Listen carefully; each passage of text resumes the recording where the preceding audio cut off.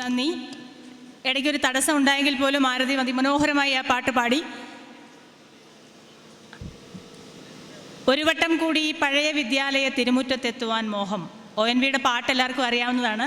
പാട്ടത് സിനിമയിലുള്ളത് ഒരു വട്ടം കൂടി എൻ ഓർമ്മകൾ മേയുന്ന തിരുമുറ്റത്തെത്തുവാൻ മോഹം എന്നാണ്. അതിൻ്റെ കവിത ഒരു വട്ടം കൂടി ആ പഴയ വിദ്യാലയ തിരുമുറ്റത്തെത്തുവാൻ മോഹം എല്ലാവർക്കും പരിചിതമാണ്. ഓർമ്മകൾ തൻ താമര മലരുകൾ ഓരോന്നായി വിടരുമ്പോൾ അവയിൽ തങ്ങിയ മെഴുനീർ മണികളിൽ അമൃതമണികളായി അലിയുന്നു. ഓർമ്മകൾ എപ്പോഴും നമ്മുടെ ജീവിതത്തെ സമ്പന്നമാക്കുന്നതാണ്. ഓർമ്മിക്കുവാനൊന്നുമില്ലായിരുന്നെങ്കിൽ ജീവിക്കുവാൻ എനിക്കാവുകില്ല എന്നതാണ് സത്യം. ഒരുപാട് ഓർമ്മകളുണ്ട്. 35 വർഷത്തിന് മുൻപുള്ള ആ ഓർമ്മകൾ പങ്കുവയ്ക്കുന്നതിനായി ശ്രീ S. അനിൽകുമാറിനെ ക്ഷണിച്ചുകൊള്ളുന്നു. ആദ്യമായി 35 വർഷക്കാലത്തിന് ശേഷം ഇവിടെ ഒത്തുകൂടുവാൻ നമ്മളെയൊക്കെയും അനുഗ്രഹിച്ച ദൈവത്തിൻ്റെ മുമ്പിൽ പ്രണാമം അർപ്പിക്കുന്നു. അഭിവന്യരായ ഗുരുക്കന്മാരെ, പ്രിയപ്പെട്ട കൂട്ടുകാരെ, ഞാൻ നിങ്ങളെ 35 വർഷത്തിന് മുമ്പ് 1979 ജൂൺ മാസം നമ്മളിവിടെ ക്ലാസ്സുകൾ ആരംഭിച്ചപ്പോൾ അഭിവന്യനായ KC മാത്യു അച്ഛൻ നമ്മളെയൊക്കെയും വിളിച്ചുകൊണ്ട് പഴയ ലൈബ്രറി ഹാളിലേക്ക് പോയി. എന്നിട്ട് അച്ഛൻ നമ്മളോട് പറഞ്ഞു, നിങ്ങളുടെ ബാച്ചിനെ ഇവിടേക്ക് സ്വാഗതം ചെയ്യുന്നതിന് എനിക്ക് പ്രത്യേകമായൊരു സന്തോഷമുണ്ട്.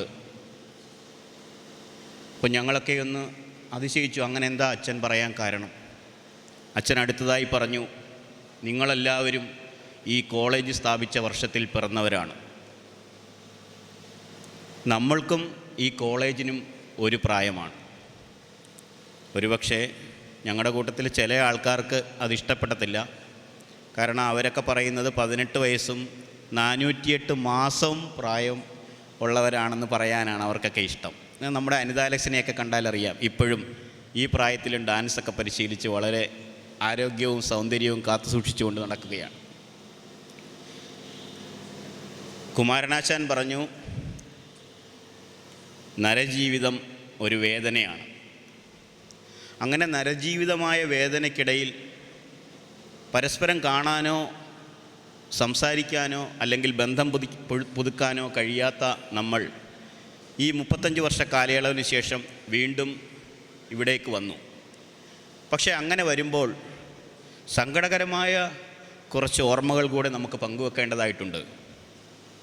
ഞങ്ങളുടെ കൂട്ടത്തിൽ ആദ്യം ശ്രീകുമാർ, പിന്നീട് നെബു എന്ന് വിളിക്കുന്ന ജേക്കബ് ചാക്കോ എന്നീ 2 നമ്മുടെ സുഹൃത്തുക്കൾ ദൈവത്തിൻ്റെ അടുത്തേക്ക് പോയി.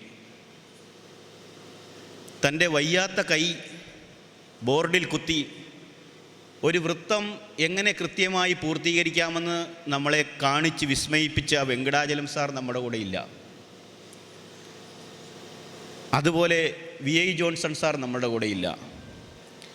ഏലിയ മോമൻ ടീച്ചർ നമ്മുടെ കൂടെ ഇല്ല. അങ്ങനെ ഒത്തിരി അധ്യാപകർ നമ്മുടെ വിട്ടുപോയി.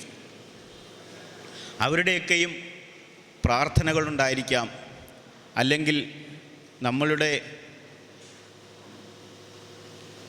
പൂർവജന്മ പുണ്യം കൊണ്ടായിരിക്കാം നമ്മുടെ ഈ കോളേജിൽ വന്ന് പഠിക്കുന്നതിനും ജീവിതത്തിൻ്റെ വിവിധ തുറകളിലേക്ക് എത്തിച്ചേരുന്നതിനും നമുക്ക് കഴിഞ്ഞത്.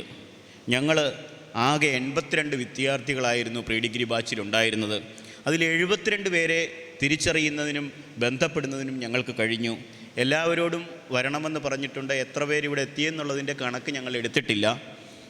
ഞങ്ങളിൽ എൻജിനീയറിംഗ് ബിരുദത്തിന് പഠിച്ചവർ 19 പേരുണ്ടായിരുന്നു.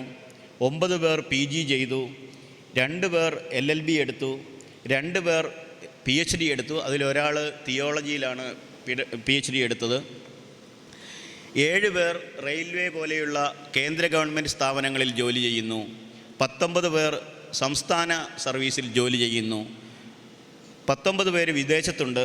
അതിൽ 7 പേർ UAE-യിലാണ്, 3 പേർ സൗദി അറേബ്യയിലാണ്, 4 പേർ കുവൈറ്റിലാണ്, 3 പേര് അമേരിക്കയിലുണ്ട്, ഒരാൾ ഒമാനിലും ഒരാൾ ഖത്തറിലും ജോലി ചെയ്യുന്നു. ശരിക്കും ഇത് സംഘടിപ്പിക്കുന്നതിന് ഏറ്റവും കൂടുതൽ ബുദ്ധിമുട്ടിയത് സുഭാഷും സാബുമ്മനുമാണ്. സുഭാഷ് കഴിഞ്ഞ അവധിക്ക് ഇവിടെ വന്ന് നമ്മളുടെ ഓരോരുത്തരുടെയും അഡ്മിഷൻ രജിസ്റ്റർ കോളേജിലെ സാബു സാറിൻ്റെയൊക്കെ സഹകരണത്തോടുകൂടി തപ്പിയെടുത്ത് ഓരോരുത്തരെയും പിന്നെ അഡ്രസ്സ് തപ്പിപ്പിടിച്ച് ഫോൺ നമ്പർ തപ്പിപ്പിടിച്ച് ബന്ധപ്പെട്ടാണ് ഇത്രയും പേര് നമ്മളെ ഇവിടെ എത്തിക്കുന്നതിന് സഹായിച്ചത്. ശാന്ത വളരെയധികം പെൺകുട്ടികളെ കണ്ടെത്തുന്നതിന് വേണ്ടി വളരെ ബുദ്ധിമുട്ടി. ഇന്നിവിടെ വരാൻ ഒക്കാത്തവർ തന്നെ ധാരാളമുണ്ട്. പലരും വാട്സാപ്പ് മെസ്സേജിലൊക്കെ കൂടി വരാനൊക്കാത്തതിൻ്റെ സങ്കടം അറിയിച്ചിട്ടുണ്ട്. കൂടുതലായിട്ട് എനിക്ക് നിങ്ങളോടൊന്നും പറയാനില്ല. കാരണം സമയബന്ധിതമായി നമുക്ക് ഈ പരിപാടി മുമ്പോട്ട് കൊണ്ടുപോകേണ്ടതുണ്ട്. ഇനിയും നമ്മുടെ ആദരണീയരായ അധ്യാപകർ ധാരാളം പറയുവാൻ അവരുടെ വാക്കുകൾക്ക് കാതോർത്തിരിക്കുകയാണെന്ന് എനിക്കറിയാം. പ്രസംഗം നീട്ടി കൂടുതൽ ബുദ്ധിമുട്ടിക്കുന്നില്ല ഞാൻ. നിങ്ങൾക്കെല്ലാവർക്കും ഒരിക്കൽ കൂടി നന്ദി പറഞ്ഞുകൊണ്ട് എല്ലാവരെയും കാണുവാൻ സാധിച്ചതിലുള്ള സന്തോഷം പങ്കുവച്ചുകൊണ്ട് നിങ്ങൾക്കെല്ലാവർക്കും നന്ദിയും നമസ്കാരവും പറഞ്ഞുകൊണ്ട് നിർത്തുന്നു. നമസ്കാരം. വളരെ നന്ദി. അധ്യാപനം ഒരു കലയാണ്. പഠിപ്പിക്കാൻ ആരെ കൊണ്ടും സാധിക്കും. പക്ഷേ കുട്ടികളുടെ ഹൃദയത്തിലേക്ക് കടക്കാൻ കഴിയുന്ന അധ്യാപകർ ഭാഗ്യമുള്ളവർ. അവരെ പിൽക്കാലത്തും മരണം വരെയും വിദ്യാർത്ഥികൾ ഓർത്തിരിക്കും. പ്രിയപ്പെട്ട VC ജോൺ സാർ 79-81 ബാച്ചിൻ്റെ ക്ലാസ് അധ്യാപകനായിരുന്ന വാർഡൻ, ഇന്നത്തെ ക്ലാസ് രീതി പറഞ്ഞ ക്ലാസ് ടീച്ചർ ആയിരുന്ന അദ്ദേഹത്തിന് ആ ബാച്ചിനെ പറ്റി പറയാൻ എന്തെങ്കിലുമൊക്കെ കാര്യങ്ങളുണ്ടാവും. അധ്യാപനം കലയാണ് എന്ന് ഞാൻ പറഞ്ഞപ്പോൾ ഒരു കലാകാരനായ അധ്യാപകനെയായിരുന്നു, അല്ലെങ്കിൽ ഇപ്പോഴും കലാകാരനായിരിക്കുന്ന അധ്യാപകനെയാണ് ക്ലാസ് വാർഡനായി ഈ ബാച്ചിന് കിട്ടിയത്. അദ്ദേഹത്തിൻ്റെ വാക്കുകളിലേക്ക് നമുക്ക് കാതോർക്കാം. അദ്ദേഹത്തെ ആദരപൂർവ്വം ക്ഷണിച്ചുകൊള്ളുന്നു. പ്രിയപ്പെട്ട KC മാത്യു അച്ഛൻ, ശ്രീമതി അന്നാവസ് ടീച്ചർ,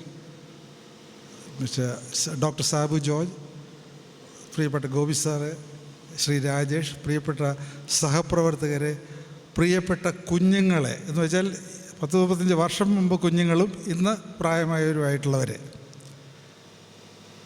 വളരെ സന്തോഷത്തോടു കൂടിയാണ് ഞാനിവിടെ നിൽക്കുന്നത്. കാരണം നിങ്ങൾ ബുദ്ധിമുട്ടിയതിൻ്റെയൊക്കെ ക്രെഡിറ്റ് ചിലരെങ്കിലും എനിക്ക് തരികയാണ്. അതുകൊണ്ട് ചുമ്മാ ഇരുന്ന് ക്രെഡിറ്റ് എടുക്കാൻ ഒക്കുന്ന ഒരു സന്ദർഭമാണ് ഇതെന്നുള്ളതുകൊണ്ട് നിങ്ങൾ ഒരുപാട് ഇതിൻ്റെ പിന്നിൽ ബുദ്ധിമുട്ടിയെന്ന് എനിക്കറിയാം. അതിനെക്കുറിച്ച് മാത്രമാണ് എനിക്ക് പറയാനുള്ളത്. ഞാൻ പെട്ടെന്ന് നിർത്തിക്കൊള്ളാം. KC മാത്യു അച്ഛൻ പ്രസംഗത്തിൽ ഒരു കാര്യം സൂചിപ്പിച്ച് നിങ്ങൾ ശ്രദ്ധിച്ചായിരിക്കും.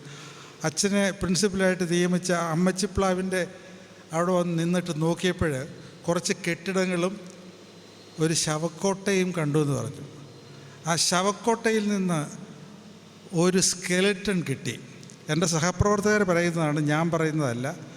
ആ സ്കെലറ്റനെ ഇംഗ്ലീഷ് ഡിപ്പാർട്ട്മെൻറ്റിൽ നിയമിച്ചു.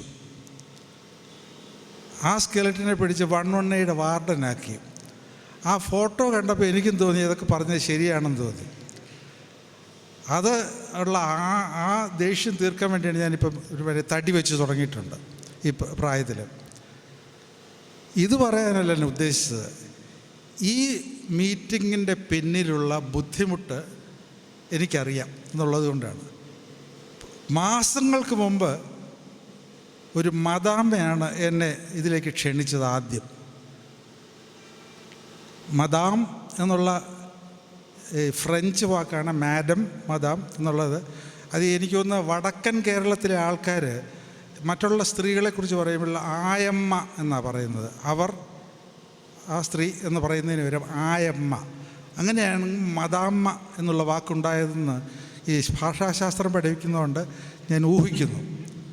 ആ മദാമ്മ സ്വിറ്റ്സർലൻഡിൽ നിന്ന് വന്ന ഒരു മദാമ്മയായിരുന്നു. ഞാനൊരു ദിവസം അന്നാവസ് ടീച്ചറിനെ വിളിച്ചു. ഒരു ആവശ്യത്തിന് വിളിച്ചപ്പോൾ ഇങ്ങോട്ടുള്ള മറുപടി, ടീച്ചർ ഇവിടെ സ്ഥലത്തില്ല, പരിചയമുള്ള ഒരാളാണ് സംസാരിക്കുന്നത് എന്ന് പറഞ്ഞു. ആ ശബ്ദം കേട്ടപ്പോൾ എനിക്ക് ആ പരിചയം മനസ്സിലായി.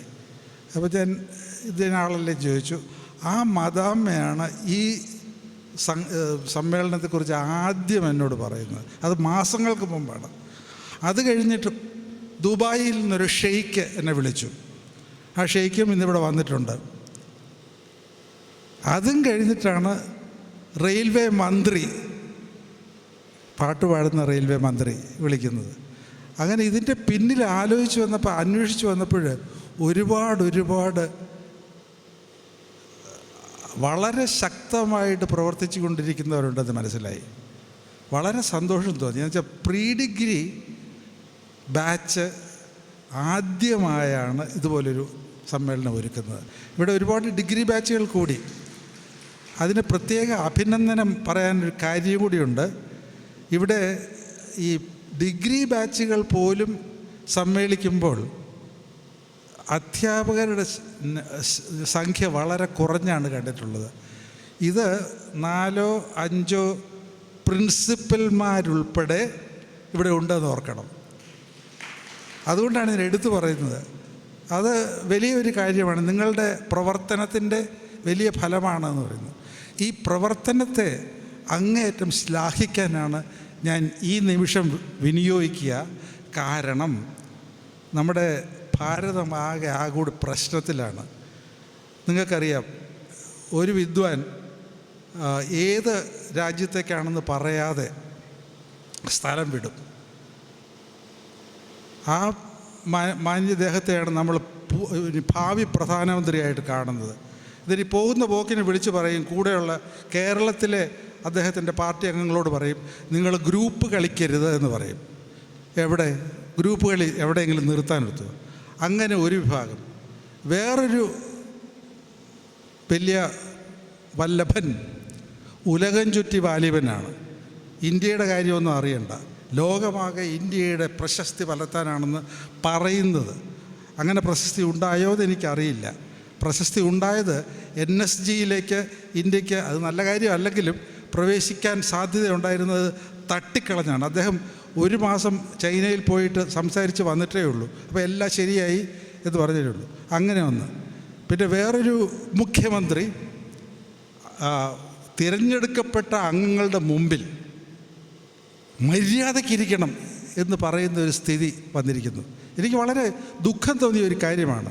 ഒരു മുഖ്യമന്ത്രി, ഈ പിന്നെ മുഖ്യമന്ത്രിയുടെ പാർട്ടിക്കാർ 1, 2, 3 എന്ന രീതിയിൽ ഞങ്ങൾ ആളുകളെ വകവരുത്തിയിട്ടുണ്ട്, ഒന്ന് വെട്ടിയും എന്നൊക്കെ പറഞ്ഞ ആളാണ്.